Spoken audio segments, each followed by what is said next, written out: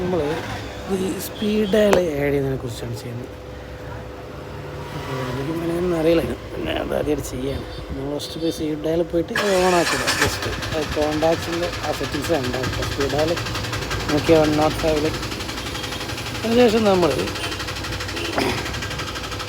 Contact open ആക്കണം. Contact open ആക്കിയിട്ട് ഏത് കോണ്ടാക്റ്റാണോ വേണ്ടത് അത് സെർച്ച് ചെയ്തെടുക്കാം. സെർച്ച് ചെയ്ത് ഓപ്പൺ ആക്കിയിട്ട്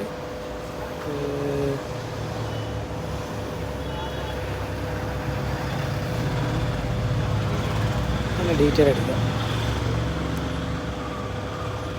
നമ്പർ എടുക്കുക, അതിൻ്റെ അതിൽ നമ്പറിലേക്ക് വരിക, അതിൻ്റെ അകത്തേക്ക് ആഡ് ടു അസൈൻ ഇടുക.